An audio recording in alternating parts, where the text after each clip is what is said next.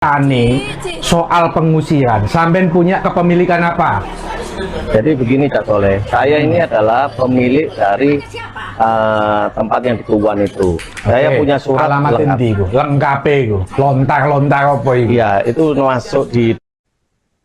Pria bernama Samuel Ardi Kristanto menjadi sorotan seusai peristiwa pengusiran terhadap Nenek Elina di Surabaya, Jawa Timur yang sampai mendapat perhatian dari Wakil Wali Kota Surabaya Armuji. Samuel lantas memberikan klarifikasi terkait insiden tersebut. Dalam sebuah video yang diunggah di Instagram @soleh_lawyer Jumat 26 Desember, Samuel menceritakan mulanya ia membeli rumah yang ditempati Nenek Elina tersebut pada 2014. Kala itu, Samuel membeli rumah yang berlokasi di Sambikerep, Surabaya ini dari sosok Elisa. Bukti surat akta jual beli atau AJB kemudian ditandatangani oleh notaris Dedi Wijaya. Meski sudah resmi memiliki rumah tersebut, Samuel mempersilahkan Elisa untuk tetap tinggal hingga memperoleh tempat baru yang lebih layak.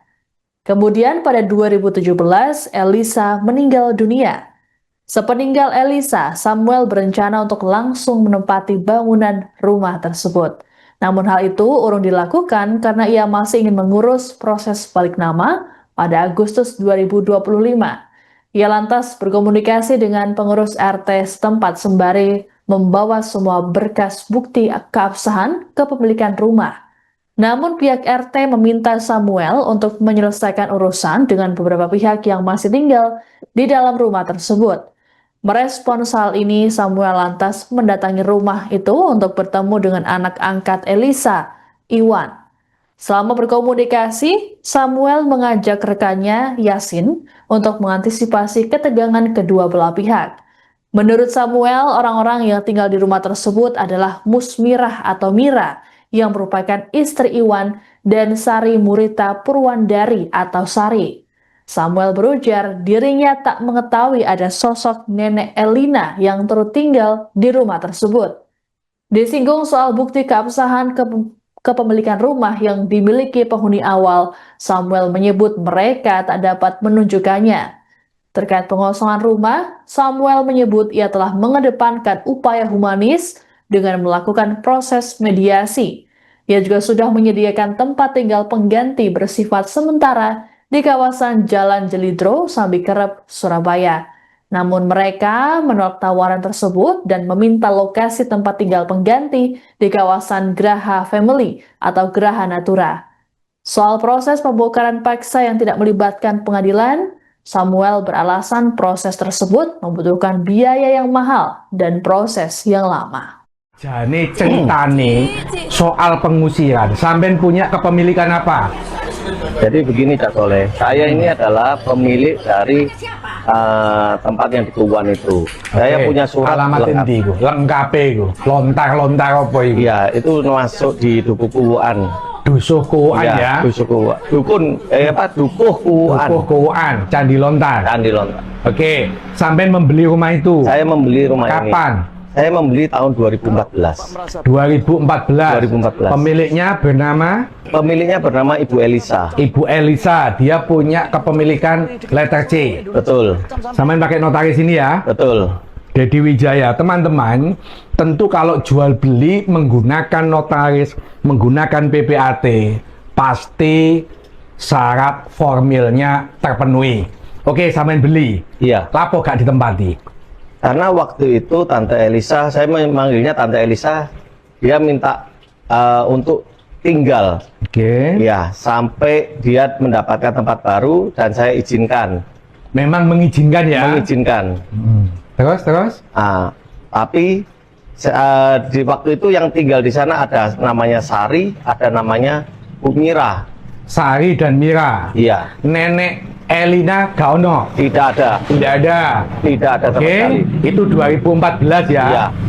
Terus katanya yang menjual itu sudah meninggal.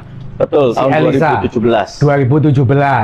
Terus sampean berkeinginan untuk memakai rumah itu? Iya, sebenarnya saya lebih ke arah ingin membalik nama dulu, Pak. Oke, membalik nama ya, dulu. Pada tahun 2025 bulan Agustus awal saya datang ke tempatnya Pak RT. Oke. Saya dengan membawa berkas lengkap, Pak RT pun juga tidak kenal saya, Pak.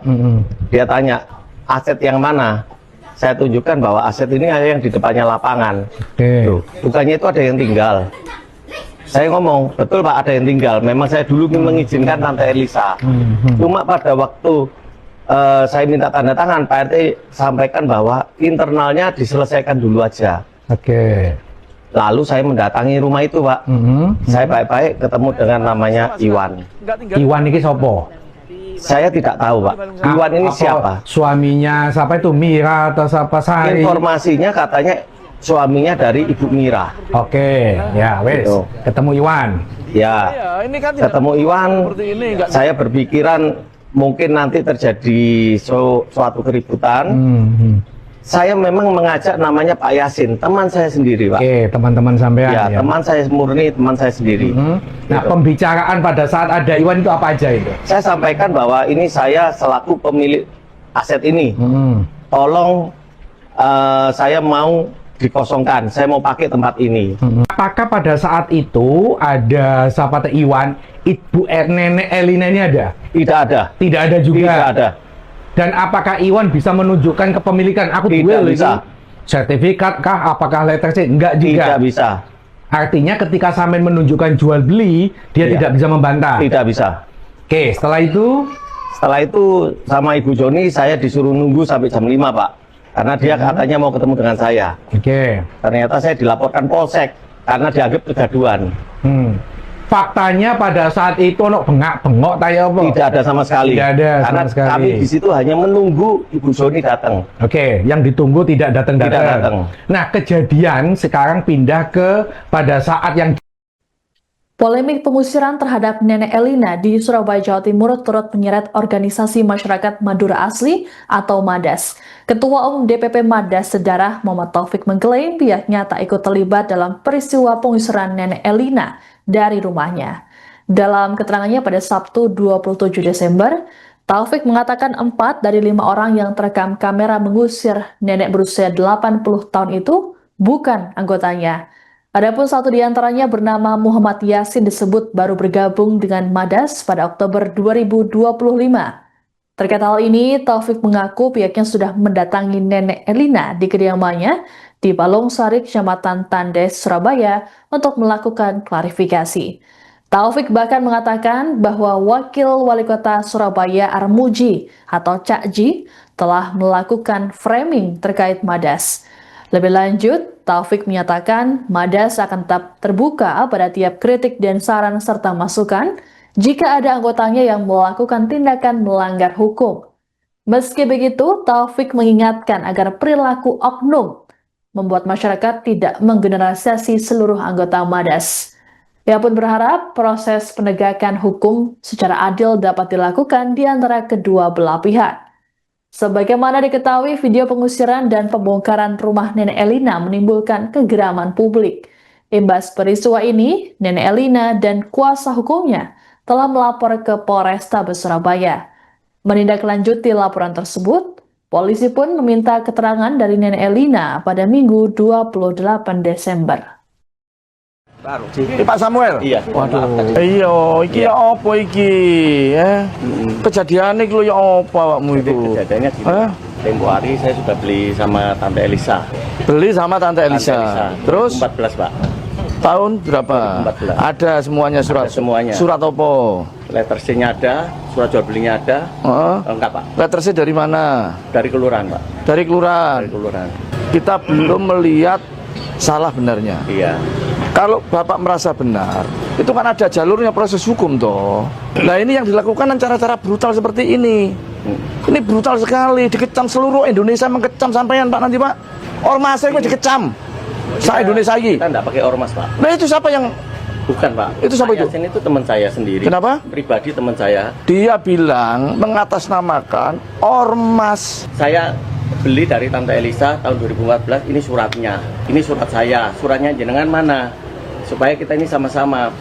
Saya tidak melihat benar salahnya. Oke. Ya, saya tidak melihat benar salahnya. Karena benar dan salah itu nanti kan ada proses. Tadi yang saya katakan ada proses hukum. Iya. Tapi cara-cara sampean menggunakan korak, kalau Surabaya biasanya korak, Benar. preman mengaku dari ormas apa katanya? Bener. Malika waktu itu ada tulisannya kan, bajunya. Sorry Pak. Yasin kan yang pakai? Dia Pak Yasin teman saya pribadi. Kalau dia bukan orang Madas wajib ya toh memarahi dia dan menghakimi dia. Karena dia sudah mencaplok nama Madas yang mencemparkan, yang bikin brutal, yang bikin kekisruan di Surabaya. Benar. Cari Yasin. Ini Siapa informasimu itu? bukti faktual. Tapi lo tahu orangnya. Video sudah beredar seluruh Indonesia. Iya. Nenek ini diseret-seret. Barang-barangnya sampai sekarang dikeluarkan secara paksa. Bahkan surat-suratnya yang ada di lemari pun ini sudah hilang. Terus siapa yang tanggung jawab? Sudah saya kembalikan semua. Pak. Kembalikan kemana? Sari. Kemana? Sari Padel. Kamu terima nggak barang nggak? Kamu nggak ngambil yang di situ? Iya. Saya ngomong ijazahmu. Betul ya? Yang lain mana? Sudah saya AC semua hilang Pak.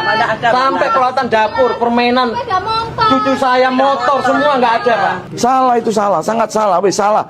Wong saya Indonesia nyatane iku salah sampean. Surabaya paling ribut, Pak. Iya, Pak. Dikira kita gak iso ngatasi cara-cara model-model korak-korak kayak ngene iki. Lah arek Surabaya ngatasi betul lho. Ngatasi arek Surabaya yang ini iki. Download Tribun X sekarang. Menghadirkan lokal menjadi Indonesia.